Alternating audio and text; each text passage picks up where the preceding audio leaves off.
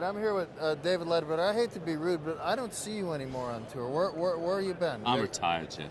You at home counting your money? No, huh? no. All that mailbox money? I'm a ladies' man now, man. I'm on the LPGA tour, so I'm spending so much time out with all the girls that it's like, it's a little different. I mean, so I haven't been out on the men's tour as much, but I've still got a couple of players in Europe we're working with, like Rafael Cabrera and a couple other guys. So I'll be out there periodically to bug you. But I've been out on the LPGA. We've got a lot of good young players now, including Lydia Ko and so on. So and Michelle and Suzanne. So hey, I'm busy. How different is it teaching female pros versus male touring pros? Easier, harder, high maintenance, low maintenance? Not really. I mean, it's a little different. I mean, you got to work a little bit more of the emotions at times. But no, overall, it's. I mean, I don't look at them. They cry more, don't they? The women cry more. Well, I have been known to make them do that at times, I know. But no, but I don't look at them as a male or a female. It's just like, hey, here's this person. I'm trying to actually help them to sort of play the right motion, yeah.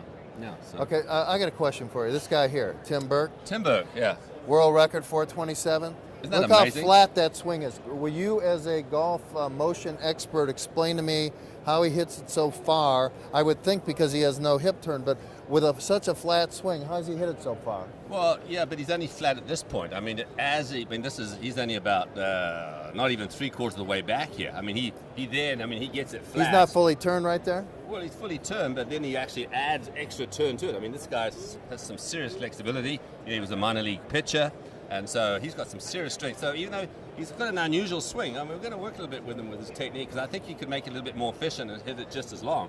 Because he wants to try to play the game as well. So, he does. And so he whips it in here and then sort of gets it up and he has this long swing and then, the lag, that guy has some serious lags. He comes back. The club almost bounces on his shoulder as he comes back. And actually, through impact here, he's got a beautiful release pattern. So he's got a lot of great good things. Stuff. And he's raw. He's raw, but he's. I tell you what, he's got that that sort of what do you want to call it, X factor or something. Right. I wouldn't say X factor from a standpoint of shoulder rotation, but he's got that unknown quantity. He's got that gene that hits it far. Right. So, what has changed in golf instruction in the last year or two that wasn't around 10, 20, 30 years ago? Well, I think you've got to look at the diagnostics. The way that we analyze swings now. I don't think, not a whole lot has changed. We just know a little bit more what's going on. And because of the technology stuff? The technology, launch monitors, TrackMan, et cetera, force plates, 3D analysis. We know how the body starts to work. Now we can design fitness plans. We're actually getting together with Gold's Gyms and designing a fitness program for their trainers to actually train people to just the average amateur, even yourself. There, Jeff. Yeah. We'll be able to get you moving and get the rust out of those joints. Yeah. And so that's what Pilates at 8:30 at the YMCA is for. There you go. There you go. But also the other big factor. Obviously being involved with Callaway, I know what they do as far as fitting clubs now. So you can find the right club for that individual and match it to their launch specifics. And so that's a huge change as well. So what have you learned as a teacher that may have debunked stuff you taught years ago based on I was just years ahead of my time, Jeff. I really were a visionary all the way, weren't you? Yeah. No, you learned anything? Oh, sure, we learned things. I think you learn.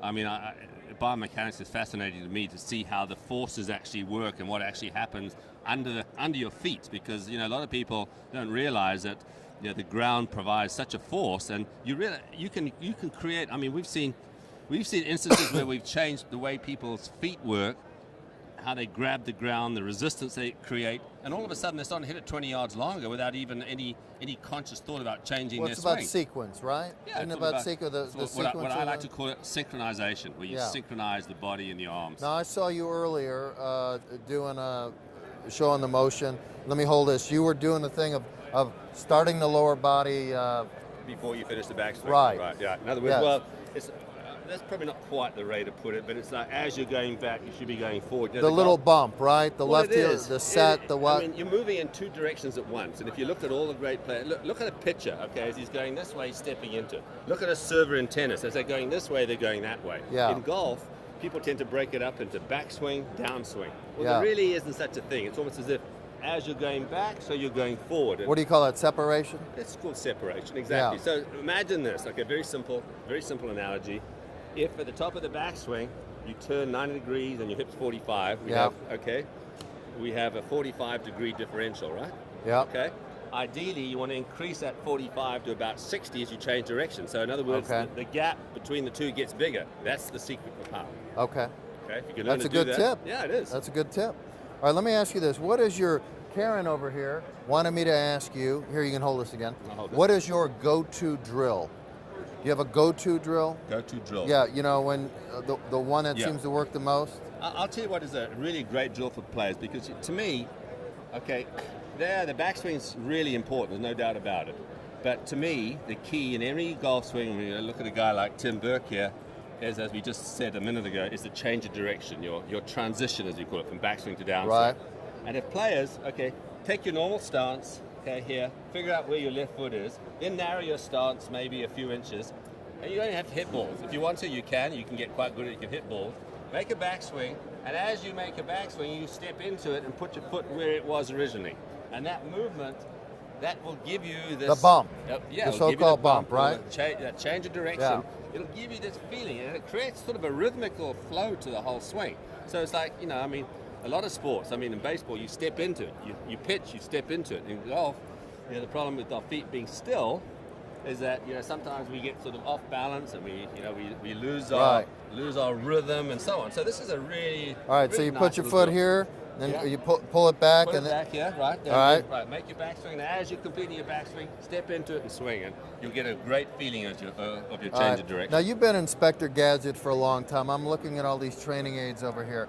How Right. many, and you've been licensing your name for, what, 30 years or so? About How that. many licensee deals do you have? Or do you Wow. even know? I have no idea. I mean, I brought Is it out... 50? Is it 100? No, Is no, it- no, nothing what like is that. it? I mean, we've probably got about 10, I suppose, right now out. Yeah. But, you know, I probably had 30 or 40 over the years. I mean, you know, it's always, you know, to me, Jeff, see, look, why I love these teaching aids is because you have to teach ultimately through feel. And these teaching aids tend to give you the right feel for what you're trying to do. So instead of thinking about, okay, imagine, okay, I mean, they've had all sorts of things. I mean, for instance, I designed that thing called the swing link years Right. ago, where you put your arm.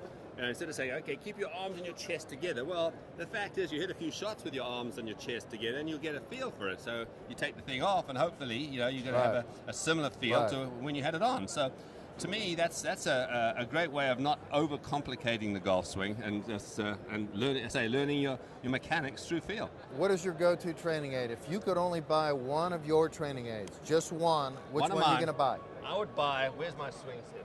Oh, it looks like it's gone. Okay. Somebody can bring my swing set on. Here we go. This is a tool I designed a number of years ago, and we'll bring it out again. All right. It's got two magnetic Yeah, I'll hold balls. this. You hold that for me. Okay, we've got a form grip, which we got together with Golf Pride. All right, designed so it that. teaches the grip. All right. It teaches you as you swing back to set it. You can see, so this clicks. If you Yeah. do it incorrectly, it won't set. And the big thing is you can actually increase the resistance. They're magnets. As you swing through, we'll see if we're not killed Tim Burke here, but... And it creates this sort of rhythm. And so the second snap is impact. Right. Just having this lying around in the house, Yeah. you know, swing it a few times before you tee off, hey, you'll get a feel for what you're trying to do with your swing. What's it called? So it's called the swing setter. Okay. And it's been out for a little while. I mean, we're going to bring it out again because to me, this is the greatest tool that anybody can benefit from this. And so it's a great little teaching aid.